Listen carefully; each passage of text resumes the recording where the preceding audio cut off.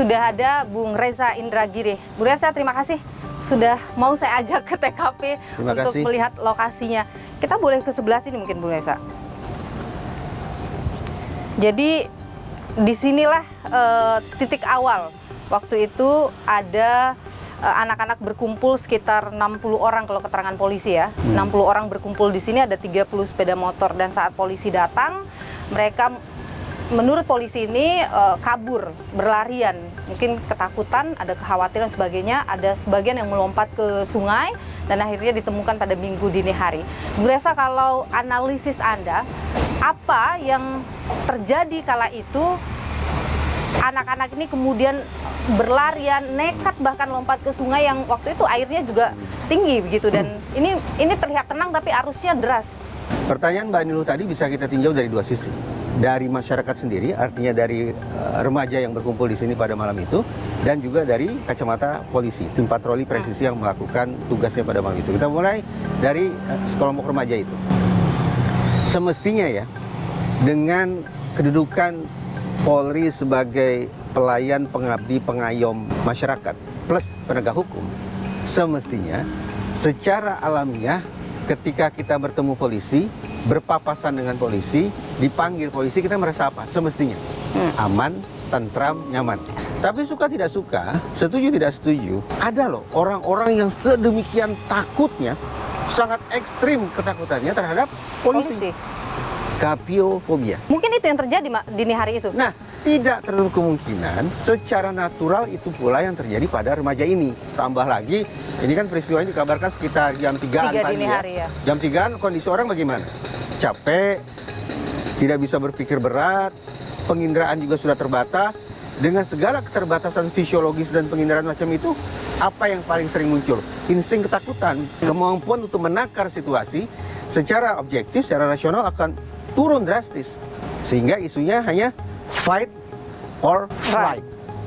Lawan atau hibrid lari ketakutan. Sekarang kita tinjau juga dari polisi. Kata kuncinya adalah implicit bias, bias implisit. Oke. Apa itu bias implisit? Begini kurang lebih. Kalau polisi melihat ada sekumpulan orang pada jam segitu di lingkungan seperti itu, maka polisi akan terdorong untuk melompat jauh sampai pada sebuah simpulan, sebentar lagi akan ada bahaya. Dengan demikian, hitung-hitungan di atas kertas masuk akal kalau polisi datang ke sini, tim patroli datang ke sini dengan kewaspadaan ekstra tinggi. Sehingga setiap gerak-gerik, setiap tindak tanduk akan dinilai sebagai ancaman. Berarti kan sebetulnya cara berpikir yang overdosis kan? Betul, itu overdosis. Itulah yang namanya bias implisit. Anda menduga itu terjadi di sini? Secara keilmuan, ini merupakan satu kemungkinan tentang kondisi psikologis yang mewarnai alam berpikir anggota kepolisian yang datang ke tempat ini. Bung Reza, 7 orang meninggal dunia itu bukan angka yang sedikit ya, Bung Reza. Itu angka yang luar biasa. Apa kelalaian terjadi di situ pada saat polisi melakukan proses pembubaran di sini? Pertanyaannya ada dua. Pertanyaan pertama, ketika polisi mengambil langkah kerja atau langkah tindakan kepolisian, terpikir tidak oleh mereka bahwa langkah yang akan mereka ambil bisa membuka ruang bencana. Apa itu? Medannya seperti ini. Kemungkinan remaja itu panik, kemungkinan mereka gelap mata sehingga melompat, itu semestinya masuk dalam kalkulasi polisi. Yang disusul pertanyaan kedua, kalau sudah terpikir oleh mereka, apa sesungguhnya upaya mitigasi yang mereka lakukan? Nah, kalau dari pihak tim presisi Polri tidak berpikir 2-3 langkah ke depan terkait dengan adakah kemungkinan langkah kerja kita ini akan membuka ruang bencana, ditambah lagi kalau ternyata mereka tidak melakukan mitigasi bencana, maka menurut saya persoalan di sini. Pencegahan aksi tawuran remaja itu kan sebenarnya diharapkan lebih preventif. Polisi juga mengatakan sudah bekerja sama dengan sekolah dan sebagainya, tapi cenderung kita lihat lebih kepada agresif ya polisi ketika melakukan pencegahan tawuran.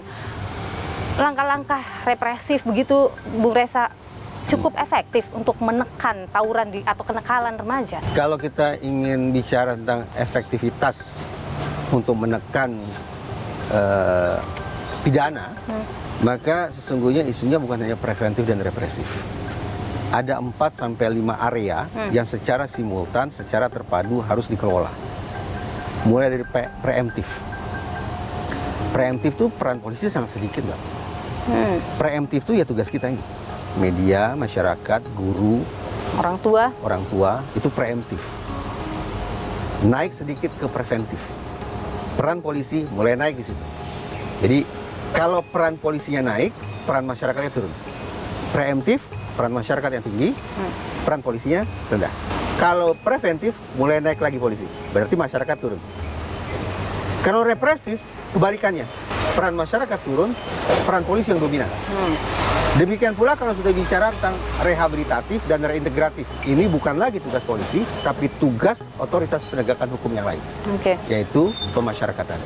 Nah, hitung-hitungan di atas kertas, kalau 4 area atau 4 dimensi ini terkelola secara simultan, maka masalah tawuran bisa ditekan. Itu yang penting kalau mau menekan angka tawuran. Betul. Jadi kita harus fair. Kita juga tidak bisa menyerahkan semuanya kepada polisi, tidak mungkin. 5 dimensi tadi yang dominan polisi sesungguhnya ada di represif.